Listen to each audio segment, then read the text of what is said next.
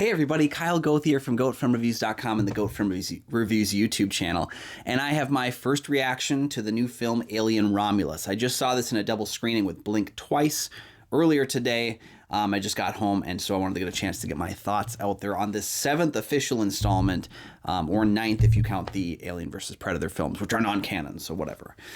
This film is set between Alien and Aliens. I think that was stated at the forefront, but at the gist of it, it tells you right at the beginning exactly how this fits in, how this matters, and why it's happening at this time. And I think that's a really clever idea, because I was wondering to myself, it doesn't make sense with the things that were set up in those films to have anything here. I really like how this film ties into not just Alien and Aliens, but to the entire Alien franchise. I think it is a very warm, you could call it greatest hits, but I think what it does is it takes these disparate elements, some of them incomplete elements, some of them fully utilized elements from all the different Alien films, and actually embraces them and furthers along. I think what it does really nicely is it takes this older mythology, and uses it in a new creative way. Now, granted, the film's story is pretty simple to a lot of what the other Alien films are. There's a group of people on a ship.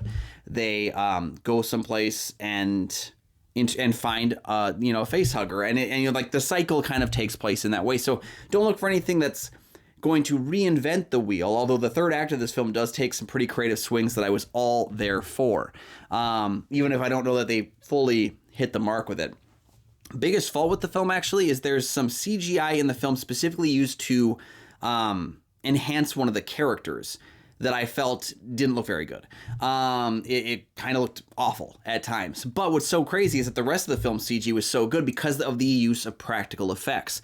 Director Fede Alvarez primarily said if we could do it in camera, we were going to do it in camera. And there's a lot of stuff in the film that you can tell is practical effects, a lot of stuff that you can't tell if it's practical effects.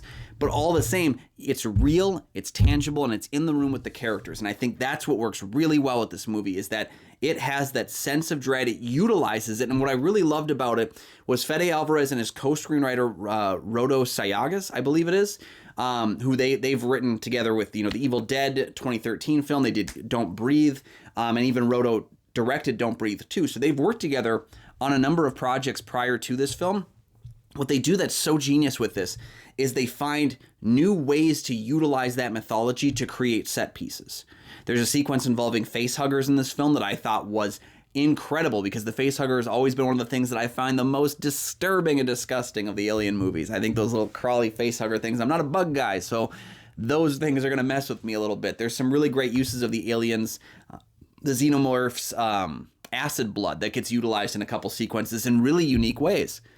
And again, there's some great setup and payoff in terms of that too, but what really drove me with this film was its central two characters played by Kaylee Spaney and Andy Johnson, I believe it is. So they play siblings in the film to an extent, I guess, because, and this is something that's covered early on in the film. It's not a spoiler. You know this within 2 minutes of this movie. But Andy Johnson's character is a synthetic. And I think it's one of the best synthetic performances ever, especially for an Alien film. I think it's a great synthetic performance because there's a hint of humanity in there, but there's also, I don't know, the way in which he maneuvers and interacts throughout the scene. There's always that kind of uncanny valleyness that you realize exactly who he is, but at the same time, there is a warmth to his relationship with Kaylee Spaney's character.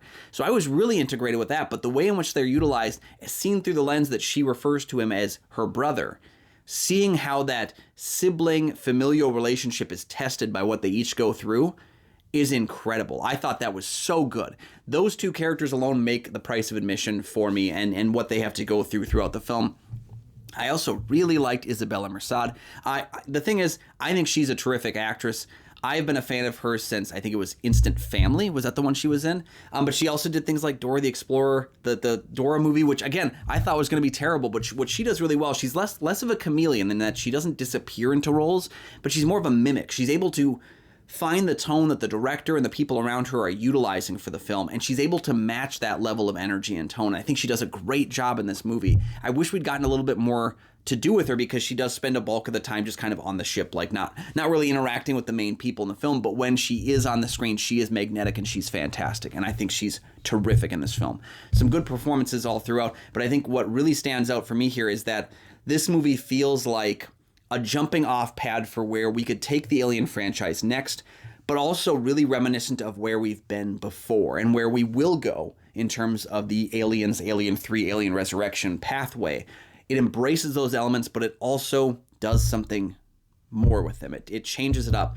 The story itself might be similar to what we've seen before, but it's the execution of that story that I think works really well. They do the smart thing in terms of their production design and their costume design, in that they kind of took the Star Wars route of it.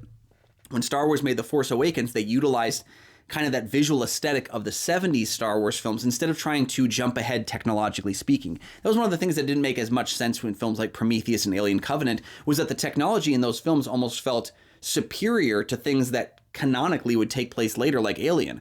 This film utilizes the same kind of, green typing on the screens and just kind of the visual motifs of those original films. And I think that's where it stands out the most, is that it doesn't feel like it's out of place set between Alien and Aliens. And I thought that was really cool. There's some really nice connective tissue to other films, but also not feeling like it's overtly doing it. There's one line of dialogue at the end of the film, pretty much. And I won't say the line because I think that would kind of spoil something. But there's one line of dialogue that I found to be like, okay, yeah, it doesn't work there, and you'll see it in the film, and I think maybe you'll catch the line of dialogue. I mean, we got a little pop from our critics group, but at the same time, I was thinking that line just doesn't work. But for the most part, most of the callbacks and send-ups were merely ways of taking the old mythology and utilizing it in a new way, and I thought that was fantastic. So I really enjoyed Alien Romulus. It's a definite recommendation from me.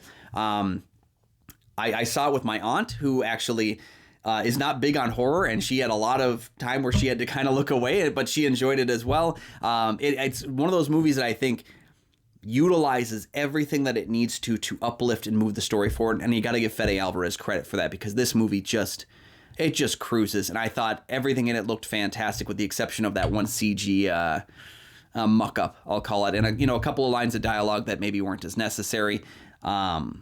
But I really enjoyed this movie. And I love that we have a new Alien movie that's great, after we just had a new Predator movie that was also great. Oh, it's such a great time to be in the horror sci-fi landscape and enjoying yourselves. 20th century. Whatever you've got going on right now with The First Omen, with Prey, with Alien Romulus, whatever you've got happening right now with your horror genre label, keep doing it, because you are knocking it out. And I know you're watching this video. I know you care about my opinion, 20th Century Studios. But for the rest of you as well, I can't recommend Alien Romulus enough. I had a blast watching this movie, an absolute blast, and I really enjoyed it. A couple things that maybe weren't as effective for me, but it's hard to gauge in terms of my overall fear level, because I've just seen too many horror movies, and it just doesn't have the same effect on me that it used to. But from an overall enjoyment factor, absolutely enjoyed Alien Romulus, and I can't wait for you to watch it and come back with your thoughts. There will be some things about it for people that are more purists of Alien 1 and 2. There will be some things that they're going to love in this movie, and there will be some things, if you only like Alien and Aliens, that you might hate about this movie.